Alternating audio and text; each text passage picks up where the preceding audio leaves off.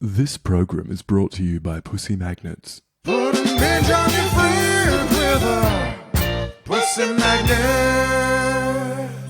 Welcome, my lovely lumps. Or should I say lovely labs? I'm so thrilled to have you here in the Labia Lounge to yarn about all things sexuality, womanhood, holistic health, and everything in between. Your legs. Can never help myself. Anyway, we're going to have vag loads of real chats with real people about real shit. So buckle up. You're about to receive the sex ed that you never had and have a bloody good laugh while you're at it. Before we get stuck in, I'd like to respectfully acknowledge the traditional custodians of the land on which I'm recording this, the Menang people. It's an absolute privilege to be living and creating dope podcast content on Noongar country, and I pay respect to their elders past, present, and emerging. Now, if you're all ready, let's flap and do this. Oh God, is there such thing as too many vagina jokes in the one intro? Whatever, I'm leaving it in. It's my podcast. Don't panic, you're not broken. Your sex education was a piece of shit. Get your flaps out and pull up the couch. It's the Labia Lounge.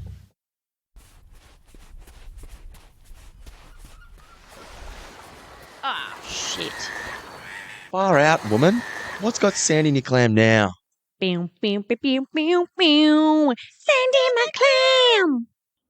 Hey, labial love bugs. Welcome back to the lounge. I have a darling guest, Lexy, today from Alive to Enjoy. And I think I went on your podcast 2 or 3 years ago, Lex? Yeah, 2 years ago. Yeah, wow.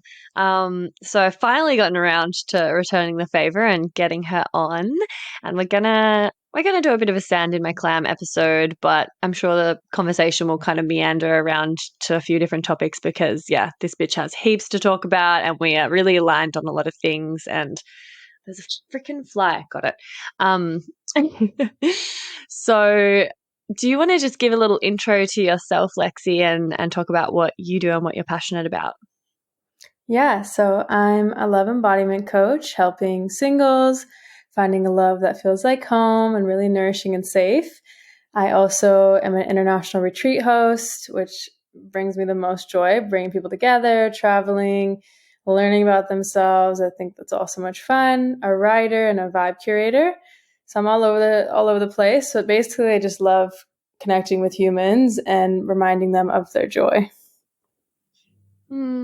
So beautiful. I love that you really practice what you preach and you really live your message, I suppose, to sound a little bit cliche and wanky. But yeah, I'm always loving seeing what you're getting up to, and yeah, hopefully we can meet in person one day. I'd love to do a retreat with you of some kind. That would be epic. A woman's retreat.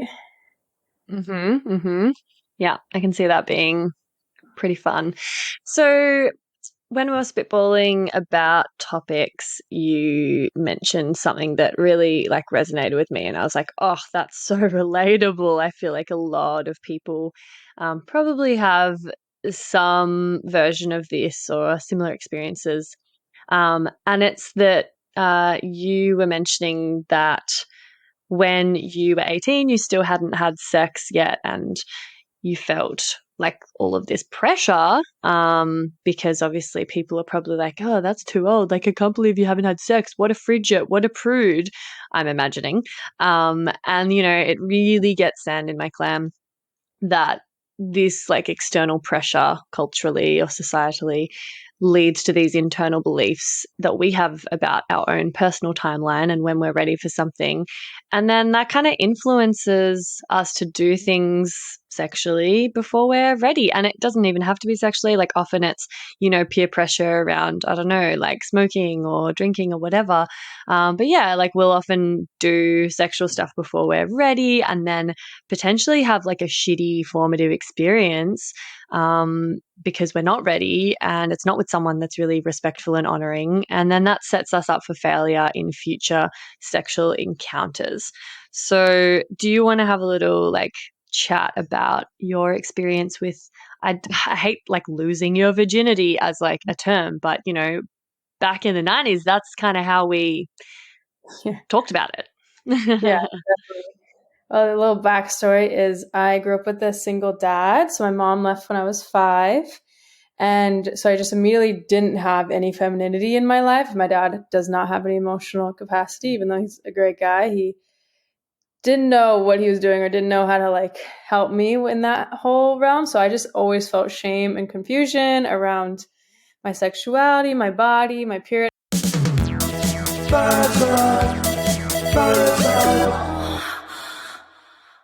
I even got my period late. It was like 16 when I got my period. So Wow.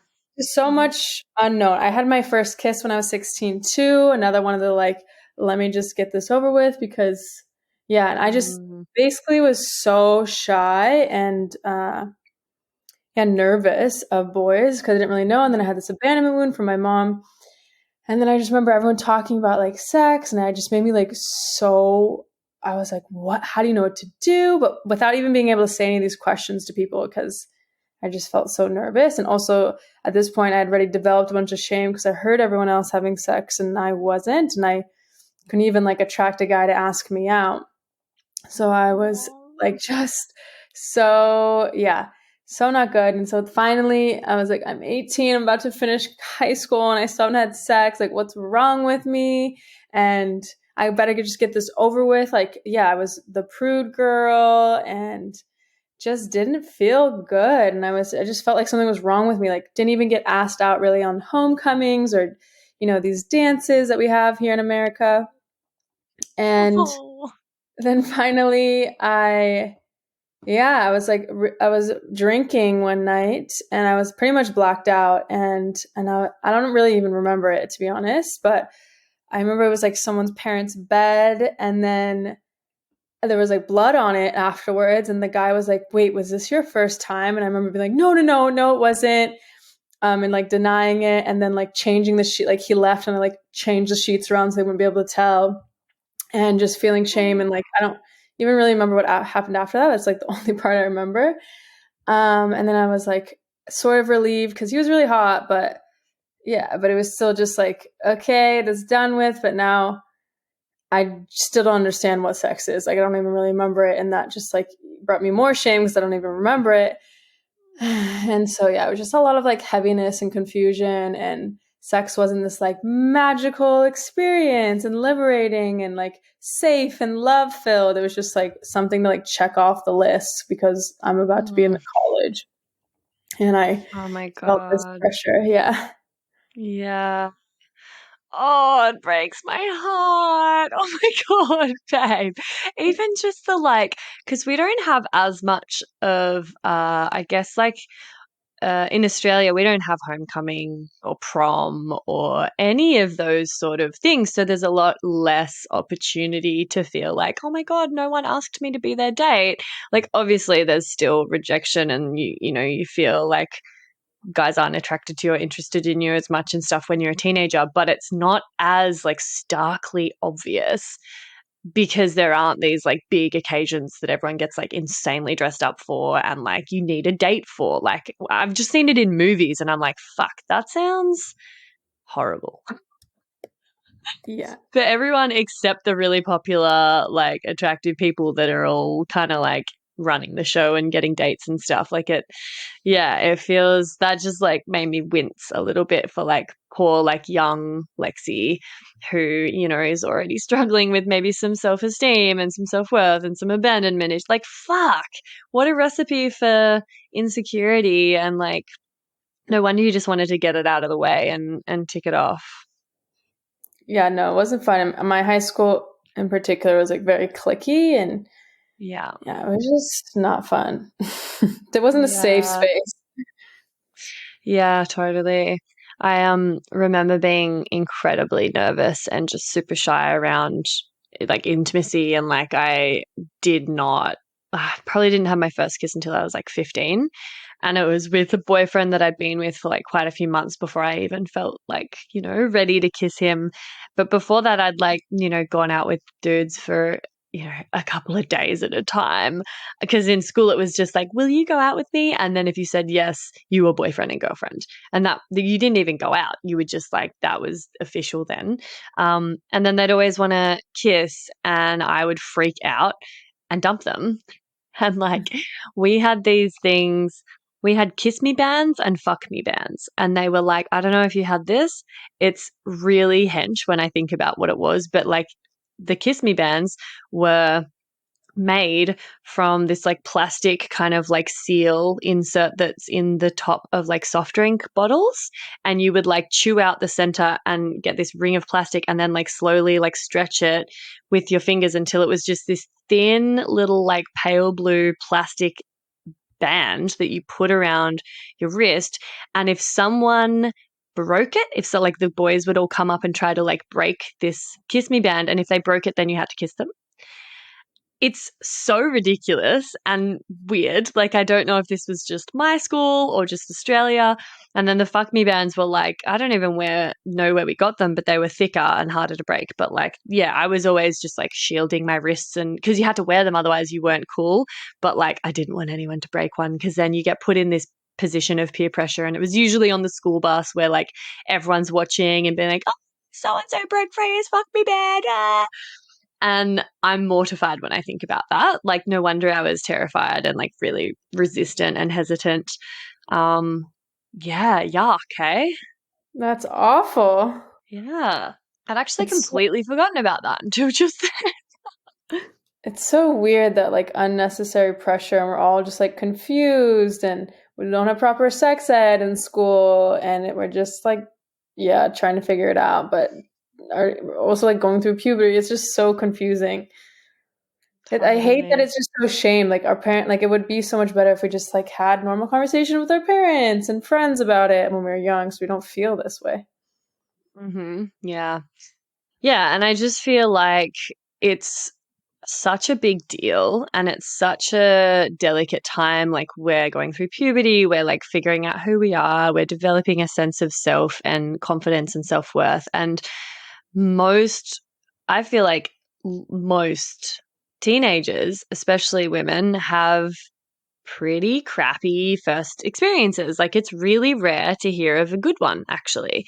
And so it's just devastating, because then it sets them up, for like, one, to have low standards in the bedroom and kind of just think, oh, that's normal. Like, it's not about my pleasure. It's meant to hurt, like foreplay just wasn't even a thing. Like, yeah. So I'm wondering, like, after that time where you just got it out of the way when you were 18 and you were drunk, like, how did you proceed after that, like in terms of intimacy, and how do you think that affected you, that being your first time experience?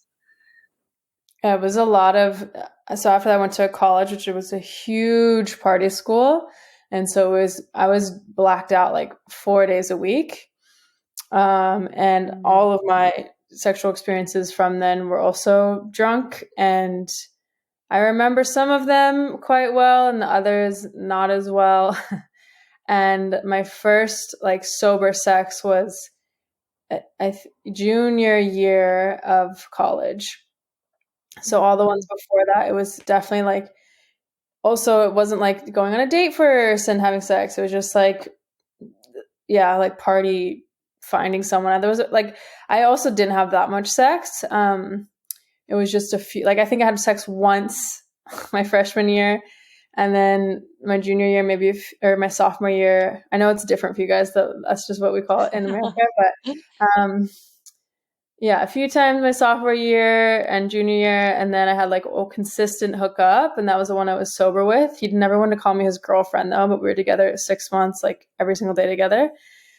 So that was like the first like sort of safe I felt, and more like started to understand pleasure a little bit more. But it was still, yeah, sex was never like this like beautiful thing for me. It was more, yeah, just like I feel like I should, and once again felt more shame. I still hadn't dated anyone yet, and even though I was like dating this guy, he didn't want to like actually date me, and he even like told my friends once like I would never date Lexy, and it was like, what the like I didn't know this till afterwards. He said this like after we've been together for like 5 months, and he told her, and she didn't even tell me till like 2 years later, and I was like, Oh my God. like literally what is going on with me, right? So yeah, sex was just it was just not very a fun thing for me, and I didn't even want to share with my body with many people because these men were so gross at my school. They were just like such frat boys.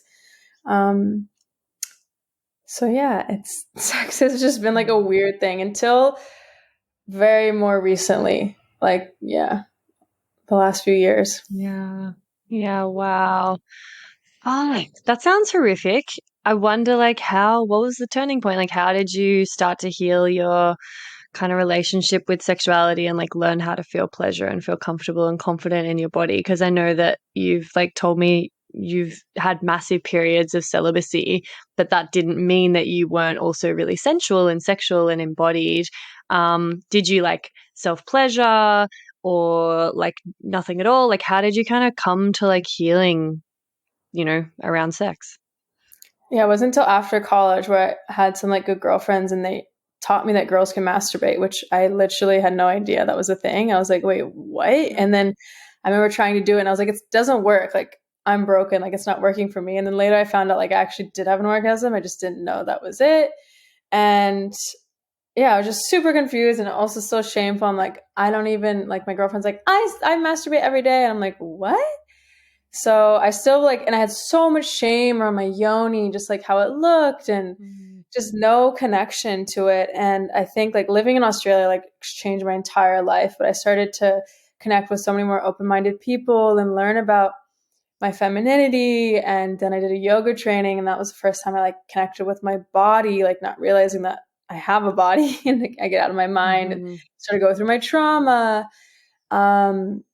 And so much unraveled from there. And then I think it was just being inspired by like, then I was like, oh yeah, no one's coming into my body. Like this thing is precious. And then I started to just see like these women on Instagram that were so empowered. And I was like, oh, how is that even possible? Like, how can they be like that? And I thought like, oh, it's just they're lucky or they had good parents, or I like made up all these stories. And I realized like, oh wait, we all have the same shit. It just took some work. And so then I just started to do some like self-love practices, started to like try to get into my pleasure more. And then I had my first boyfriend when I was 24 or something.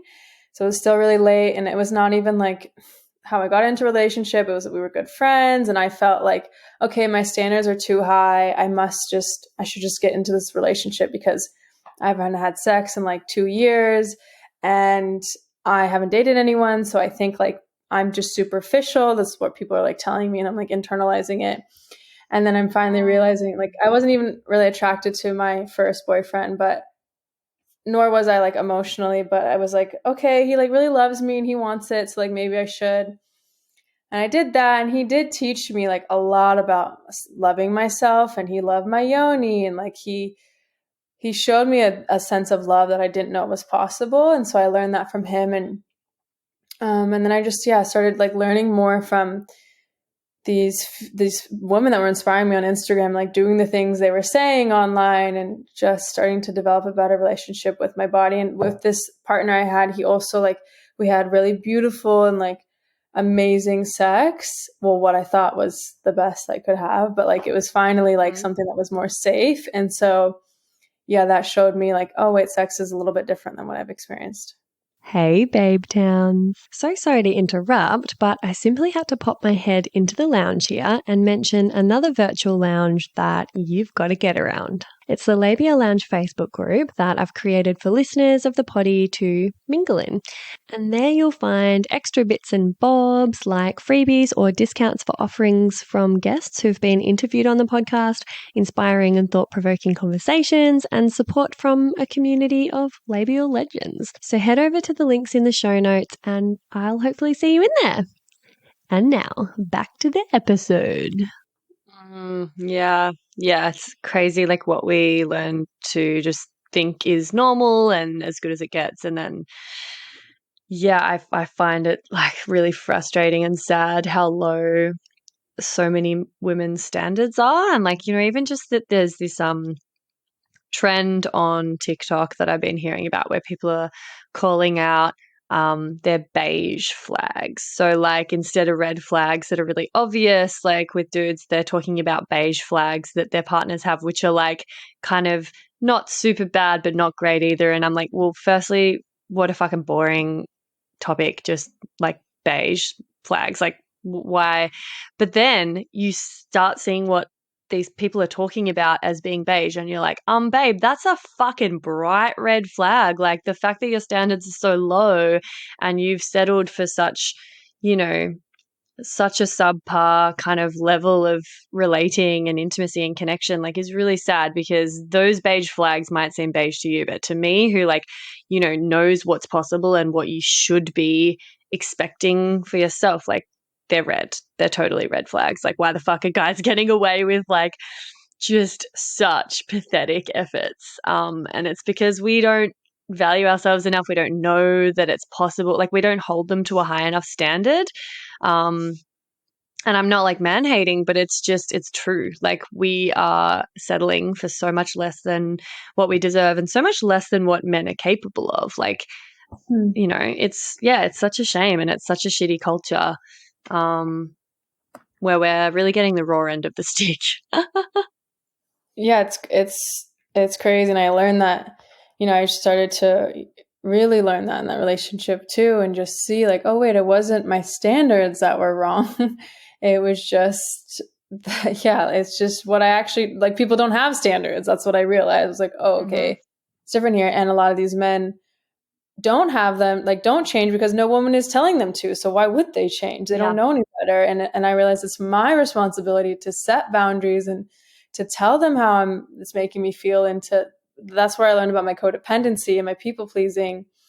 And I realized like, oh, like I should actually be using my voice in these situations. And then I, you know, also, learned about my sexuality, and like, cause I remember when I first like went bra free, and it felt so liberating, but like my boob size, you're not allowed to be bra free, quote unquote, because they're too big. And then I did this one program, and I just learned about like the patriarchy and misogyny, and realized that like my body is my body, and how much conditioning there is. And it's just, there's so much to it, but it's fascinating. I think like being someone who really stands by, you know, your boundaries and your standards, and like leading by example, and sort of not just settling, is super important, because you do get peer pressured to settle. A lot of people who are in kind of situationships or like kind of shit relationships that aren't really meeting their needs, but you know, they don't have standards, and they think that's all that they can get, and they think that that's all that men are capable of. You know, they don't like to see anyone else doing anything different, because then it makes them look at their own situation. So like, it's really common, I find, like among women, to have like pressure being like, oh, you're just being too fussy, oh, your standards are too high. Like, who do you think you are to be like trying to, you know, get more than the rest of us, or like think that you deserve more? And I think that's such bullshit. And it's just another form of like crappy, you know, peer pressure coming from conditioning. And if you're kind of like holding men to higher standards, and you're showing like, you know, those around you what you expect and what you deserve, like, it's a bit of a transmission that you're providing them as well. But, you know, I find like certain friendship circles, or certain like just kind of like pockets of society, like, it's so normalized. It's so fucking normalized for like the women to all get together and bitch and whine about their husbands, and, you know, have friendships among their girlfriends, and then their husbands are just for like, I guess, like, you know, having obligatory sex with and having kids with and providing or whatever. And, you know, they're not actually friends with their husbands. Like, they're constantly frustrated and like settling for shit behavior. And then the husbands are like, oh, my wife's so naggy and blah, blah, blah. And then they talk with the boys. And it's such an outdated kind of dynamic. And I forget that it still exists, but it's actually still like way more common than what I see as normal and what I'm used to. And it's so sad, because like where I grew up in a little country town, that was normal. And if I had have stayed there, and if I had have stayed in my kind of earlier relationships, that would be where I'd be at. And I'd be kind of gossiping among my girlfriends and whinging about my husband or ex-husband by that point, probably. And it's just, yeah, it sucks because we're kind of not bringing one another up. Like, we have a tendency to try to keep everyone else down with us if we're kind of down. So it's great that you kind of like, yeah, tapped out of all of that and learnt how to value yourself more highly. And then, of course, you start attracting men that are going to be able to meet you there, because like you're not settling and you're not saying yes to like anything that's not honoring and feeling great for you. Yeah, and it's, I mean, there's so many layers to that, but yeah, definitely like there's so much repetition of the cycle, and when you do stand out, like you're there's a lot of loneliness and not settling. Like, let me tell you, it is not easy. Like, first off, sadly there's a smaller market of people, and also like people to resonate with you even on like a friendship level, it's hard. And so like you have to be okay with like the solitude, and that can be really challenging. And then you start questioning yourself, like, is this even possible? But that's why I found it so important to have either actual friends that are in healthy, loving relationships, or have expanders online where it's like, well, you know, you never really know, but you can feel it. I can feel it, at least, like, of people that are in these good relationships. And that like would anchor me in, like, okay, this is possible. How can I hold the vision of what I always known has been true in my heart? Like, I've always dreamed of like such an extraordinary love. And so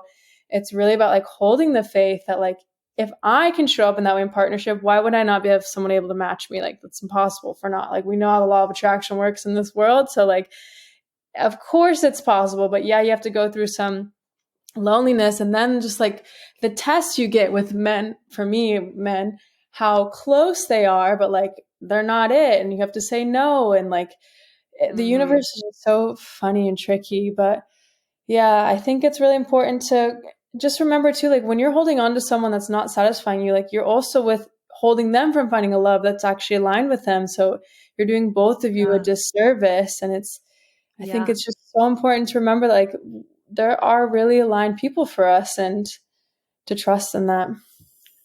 Yeah, I think trusting in it is just the trickiest part, especially when it's going on for a long time and the universe keeps sending you like, you know, not quite right. And you're like, oh, maybe this is the last chance I'll get. Maybe this is as good as it gets. And maybe I'm being too fussy and I'm expecting too much, and I should stop being an uppity bitch and just fucking be happy with my lot.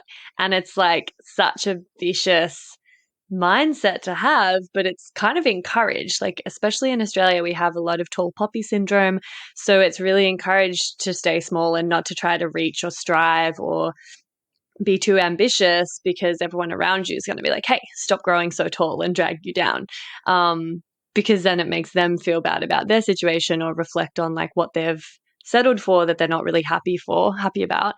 And I just feel like, you know, so many men like actually do want to do better and have deeper connections, but you know, if we're not holding them to a higher standard and we're not kind of like showing them what we need from them, we're just allowing, like, you know, we're kind of perpetrating this same dynamic to just continue on indefinitely, and neither of us are learning. We're not feeling satisfied. You know, they're kind of getting off pretty lightly without.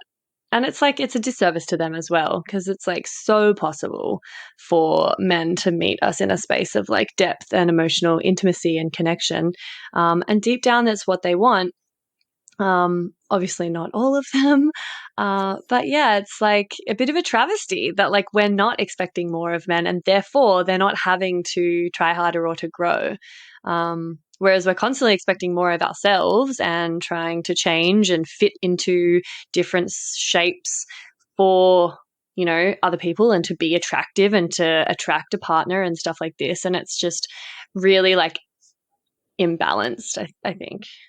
Mm-hmm. Yeah. Yeah. And I think we forget, like, I learned a lot in this last relationship I was in, that yes, the masculine leads if you let him, like in a typical masculine feminine role, but like our feminine leads through spirituality and through the standards, and like can guide the masculine to show you, like you teach him how to treat a woman almost in some ways, and like you were saying, like you help him learn that like he can actually do better, and that fulfills him so much more, knowing he can be a better provider, take care of you better, and like they actually love that feeling. They just have never experienced it, and slash a lot of men do not have self-development communities and friendships like us women do, where we're always bouncing ideas off each other and learning from each other. Like men sadly don't have that. And it's not that they don't want that. They really do, but we have to lead in a feminine way, and also not like a nagging, like you need to do this, you need to do that, because that's not inspiring either. But it's really like a art form of the union of you two. Like we're both teaching each other things too. And he taught me more how to be in my feminine.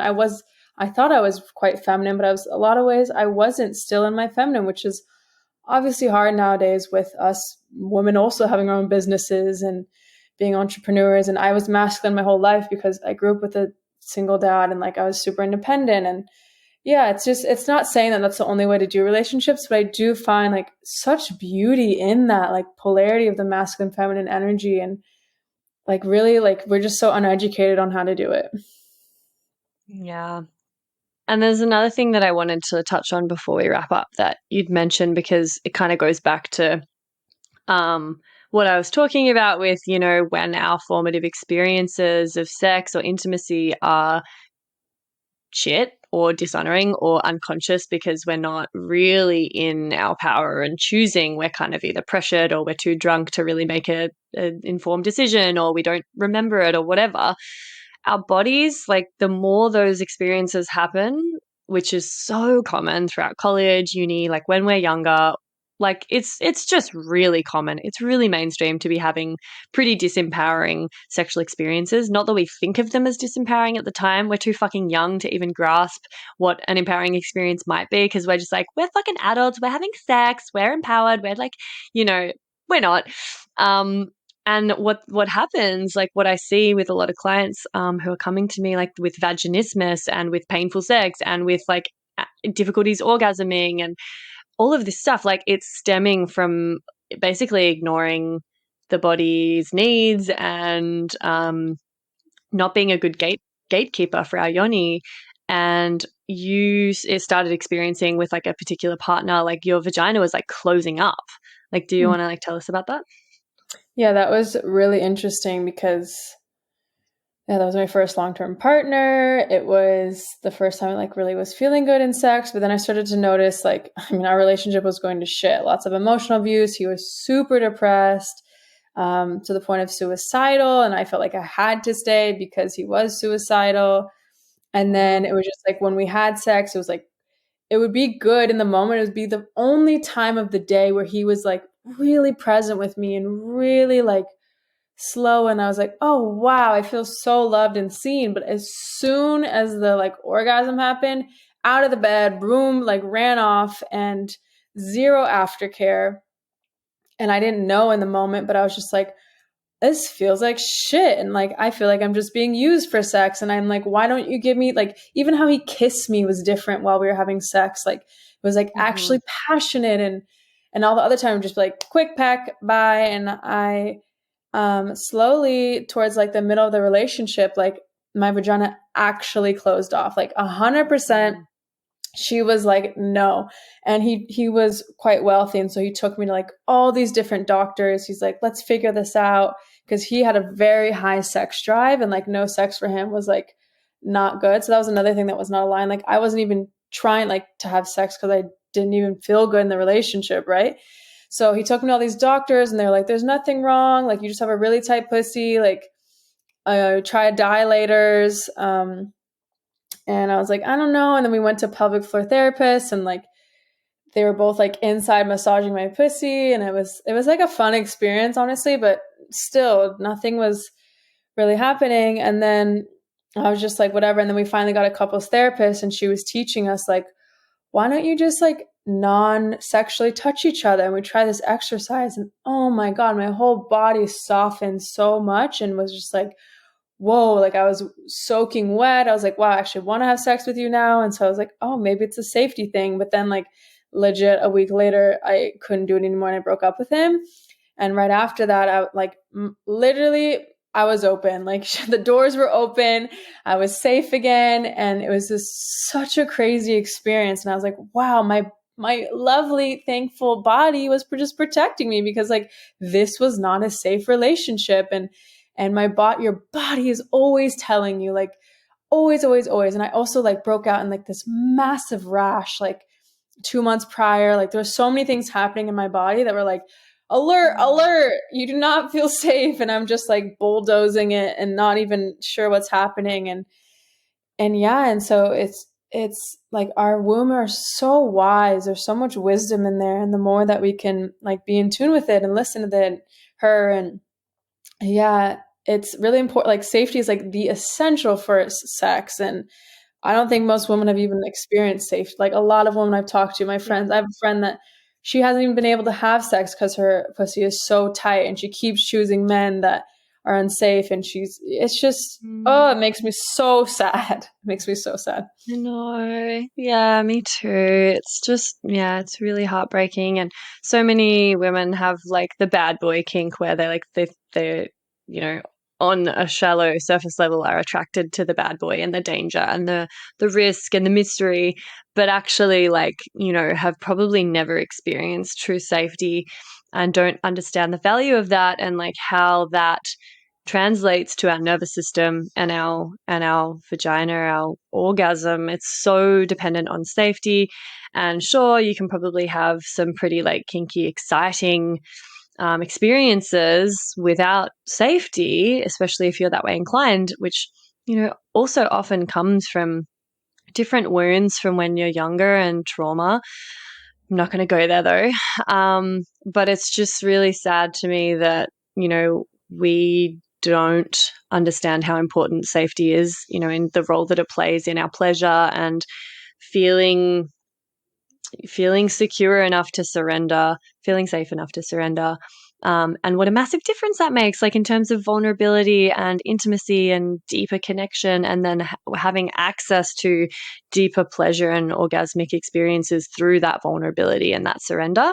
Like, it's so fucking important. And our bodies are so wise. Like, if we're not giving it that safety, you know, often, eventually it makes the decision for us and it clams up. And then we have like vaginismus. We have, you know, these issues with like our vagina just being like, nope, I don't want to let anyone in. And, you know, your body all of a sudden is like, it's really, you know, discordant with like what your mind is trying to tell it to do and try, you know, you're putting it in all these positions that it doesn't want to be in, and it eventually turns on you. And it's like, all right, well, I'm just going to have to take control.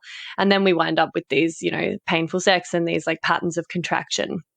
And it's funny because most people will like go through all of these other things that it could be, and they'll go to the pelvic floor specialist and they'll go to like the doctors and the gynaes and stuff being like, what's going on? What's wrong with me? And it's probably in a lot of cases just as simple as like, you know, there isn't enough safety, or there hasn't been enough safety, and we're not being gatekeepers to our yonis, and our body's just decided enough's enough. Like, it doesn't want to be continuously put in these situations that don't feel safe or honoring or respectful. Excuse the interruption, my loves, but I'm shamelessly seeking reviews and 5-star ratings for the potty because, as I'm sure you've noticed by now, it's pretty fab. And the more people who get to hear it, the more people it can help. Reviews and ratings help me curry favour with the algorithmic gods and get suggested to other listeners to check out. Plus, they make me feel really good and appreciated as I continue to pour my heart and soul into creating this baby for you. And I promise I don't mazz over them or anything. I mostly just tuck them away for a rainy day when I'm filled with self-doubt and existential dread about being self-employed, which is fairly frequently. So you see, leaving a review really does make a difference, and it's an easy little act of support that you can take in just a minute or two by either going to Spotify and leaving 5 stars for the show, or writing a written review and leaving 5 stars over on Apple Podcasts. choose your poison. Or if you're a real overachiever, you could do both. Whoa now. If you are writing a review though, just be sure to only use G-rated words, because despite the fact that this is a podcast about sexuality, words like sex can be censored and your review won't actually show up. Lame. Anyway, oh, what was that? Oh, you're going to go do it right now while I wait. Okay. Yeah. No, that's a great idea. May as well just quickly click that 5-star button before we get on with it and, forget about it and get on with your day. I'm hearing them roll in. I'm hearing those 5 stars. Oh my God, I make myself cringe. Anyway, thank you, Muchly. You're a total gem, and I'll let you get back to the episode now. Yeah, it's actually crazy that it's that simple, and that it's so sad that not even the doctors realize that. But I do want to share one beautiful experience with my last partnership. We love it. We love it. I've never felt so safe in romantic or physical intimacy. And he would do aftercare like I've never had ever in my life, where first off, his main priority was to give me pleasure. Like my orgasms mattered. Like he didn't even care to orgasm. He just wanted me to orgasm, which was like, holy, like this is new. This is amazing. And then my favorite part was afterwards, he would hold me for as long as I wanted, like just in silence. And literally my body would soften to a level it's never softened before. And I'd be like, okay, like you don't have to anymore. He's like, no. As long as you want, I'll be here. And I was like, wait, what is happening? And it was just so beautiful. And it was the first like true moments of surrender in my body, not in my mind, but like full body surrender. And I just knowing that was happening every time after we had sex was so healing. And I'm like, wow, the amount of women that have probably never experienced this. And it feels so good to feel that safe in sex, because it makes it a whole different experience. And like, yeah, it was just really beautiful. Yeah. Oh my God, it's so healing. It's so fucking healing. And it's sad that like most of us do have that initial kind of like training or response in us that's like, oh, that's enough. You've cuddled me long enough. That's okay. You don't have to do that anymore. Like, I don't want to take too much time or be too needy or demanding. Like, we have this like internal clock that's just like, all right, that's enough now. But he was just like reassuring you, like, no, take as much time as you need. And like, there's something so healing about like every single time being reassured that it's okay and you're not asking too much.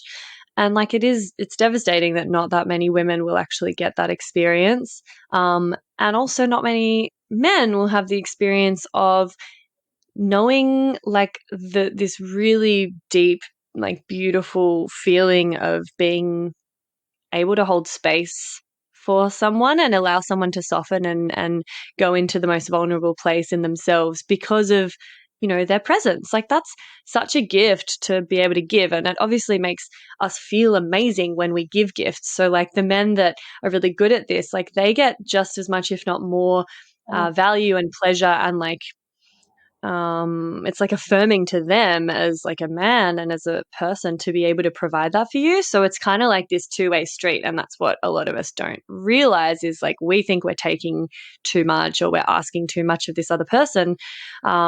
But like a lot of the time they're like really getting a lot from it as well, because, your vulnerability and your trust is a gift for them, and that helps them feel better about themselves too.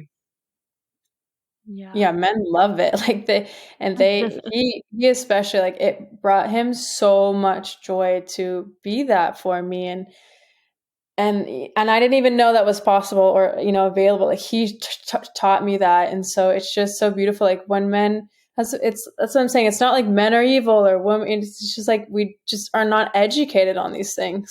Yeah, totally. Yeah. Okay. Well, beautiful. Great chat. I feel like we've covered a few different things from where we started. Thank you so much, Lexy. Thank you. So fun.